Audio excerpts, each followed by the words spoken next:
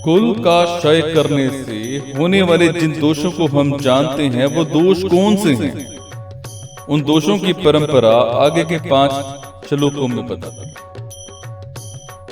कुल का क्षय होने पर सदा से चलते आए कुल धर्म नष्ट हो जाते हैं और धर्म का नाश होने पर बचे हुए संपूर्ण कुल को अधर्म दबा लेता है। जब युद्ध होता है तब उसमें कुल वंश का क्षय हो जाता है। जब से कुल आरंभ हुआ है तभी से कुल के धर्म अर्थात कुल की पवित्र परंपराएं, पवित्र रीतियां, मर्यादाएं भी परंपरा से चलती आई। परंतु जब कुल का क्षय हो जाता है तब सदा से कुल के साथ रहने वाले धर्म भी नष्ट हो जाते हैं। अर्थात जन्म के समय, द्विजाति संस्कार के समय, विवाह के समय, मृत्यु के समय और मृत्यु के बाद किए जाने वाले जो शास्त्रीय पवित्र रीति रिवाज हैं, जो कि जीवित और मृत आत्मा मनुष्यों के लिए इस लोक में और परलोक में कल्याण करने वाले हैं, वे नष्ट हो जाते हैं। कारण कि जब कुल का ही नाश हो जाता है तब कुल के आश्रित रहने वाले धर्म किसके आश्रित होंगे? जब कुल की पवित्र मर्यादाएं, पवित्र आचरण नष्ट हो जाते हैं तब धर्म का पालन न करना और धर्म से विपरीत काम करना अर्थात करने लायक काम को ना करना और ना करने लायक काम को करना रूप अधर्म संपूर्ण कुल को दबा लेता है। अर्थात संपूर्ण कुल में अधर्म छा जाता है। अब यहाँ ये शंका होती है कि जब कुल नष्ट हो जाएगा, कुल रहेगा ही नहीं, तब अधर्म किसको दबाएगा? इसका उत्तर ये है कि जो लड़ाई के योग्य पुरुष हैं वे तो युद्ध में मारे जाते हैं, किंतु जो लड़ाई के योग्य नहीं हैं, ऐसे जो बालक और स्त्रियां पीछे बच जाती हैं, उनको अधर्म दबा लेता है। कारण कि जब युद्ध में शस्त्र, शास्त्र, व्यवहार आदि के जानकार और अनुभवी पुरुष मर जाते हैं, तब पीछे बचे लोगों को अच्छी शिक्षा देने वाले, उन पर शासन करने वाले नहीं रहते। इससे मर्यादा का, व्यवहार का ज्ञान न होने से वे मनमाना आचरण करने लग जाते हैं। अर्थात वे करने लायक काम को तो करते नहीं और ना करने लायक काम को करने लग जाते हैं। इसीलिए उनमें अधर्म फैल जाता है। हे कृष्ण, अधर्म के अधिक बढ़ जाने से कुल की स्त्रियां दूषित हो जाती हैं और हे वाष्णेय, स्त्रियों के दूषित होने पर वर्ण संकर पैदा हो जाते हैं। धर्म का पालन करने से अंतःकरण शुद्ध हो जाता है। अंतःकरण शुद्ध होने से बुद्धि सात्विकी बन जाती है। सात्विकी बुद्धि में क्या करना चाहिए और क्या नहीं करना चाहिए, इसका विवेक जागृत रहता है।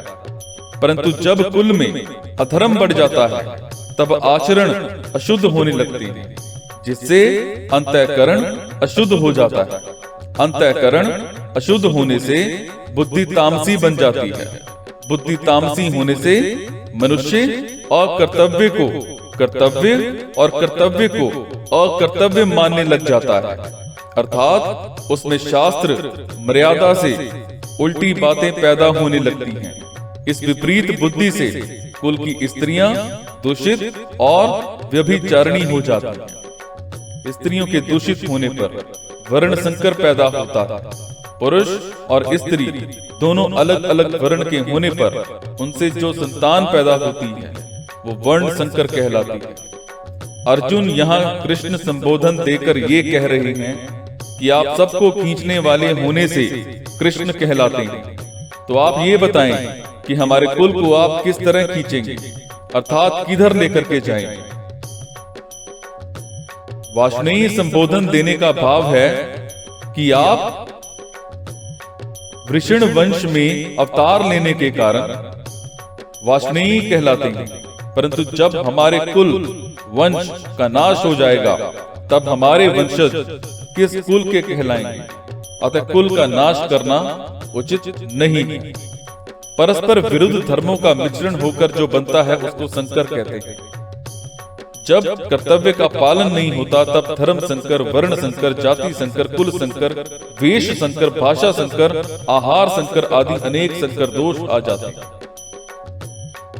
वर्ण संकर कुल घातियों को और कुल को नरक में ले जाने वाला ही होता है।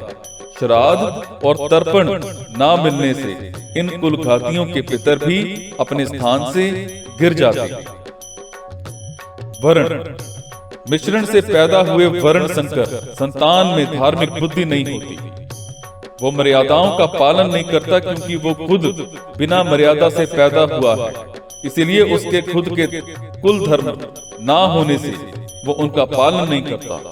प्रत्युक्त कुल धर्म अर्थात कुल मर्यादा से विरुद्ध आचरण करता है। जिन्होंने युद्ध में अपने कुल का संगार कर दिया है उनको कुलघाती कहते हैं। वर्ण संकर ऐसे कुलघातियों को नरकों में ले जाता है।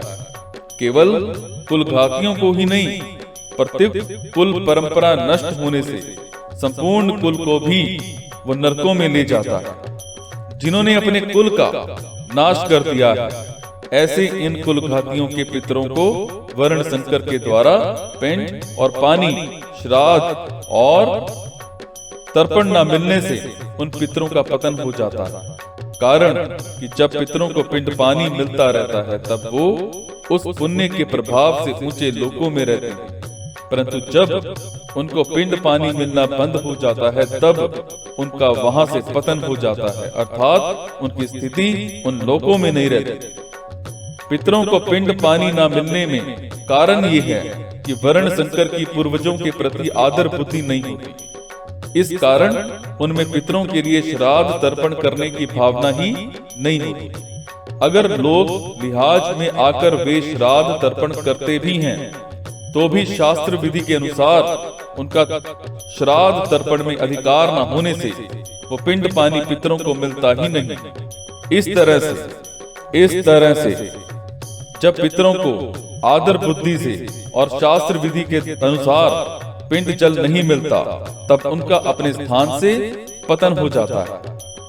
परिशिष्ट भाव पितरों में एक आजान पितर होते हैं और एक मतरे पितर।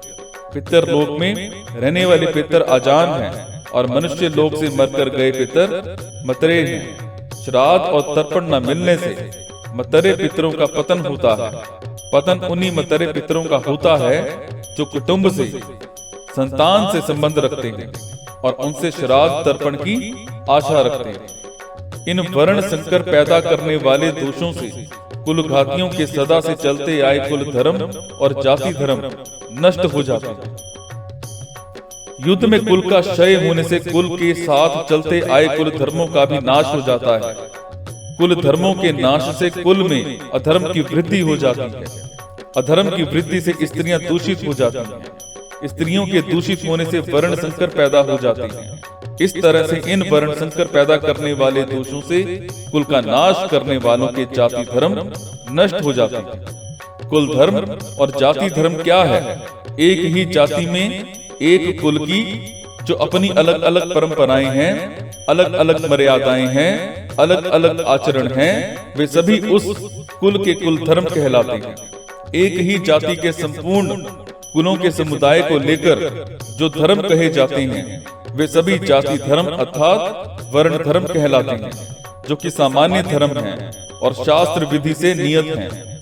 इन कुल धर्मों का और जाति धर्मों का आचरण न होने से ये धर्म नष्ट हो जाते हैं। हे जनार्दन, जिनके कुल धर्म नष्ट हो जाते हैं उन मनुष्यों का बहुत काल तक नरकों में वास होता है, ऐसा हम सुनते आए हैं। भगवान ने मनुष्य को विवेक दिया है, नया कर्म करने का अधिकार दिया है, अतः ये कर्म करने में अथवा ना करने में, अच्छा करने में अथवा मंदा करने में स्वतंत्र है। इसलिए इसको सदा विवेक विचार पूर्वक कर्तव्य कर्म करने चाहिए। परंतु मनुष्य सुख भोग आदि के लोभ में आकर अपने विवेक का निरादर कर देते हैं और राग द्वेष के वशीभूत हो जाते हैं, जिससे उनके आचरण शास्त्र और कुल मर्यादा के विरुद्ध होने लगते हैं। परिणाम स्वरूप इस लोक में उनकी निंदा, अपमान, तिरस्कार होता है और परलोक में दुर्गति, नरकों की प्राप्ति होती है।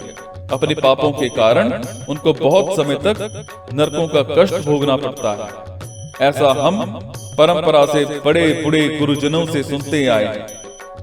पद में कुलघाती और उनके कुल के सभी मनुष्यों का समावेश किया गया है, अर्थात कुलघातियों के पहले जो हो चुके हैं उन पितरों का, अपना और आगे होने वाले वंश का समावेश किया गया है।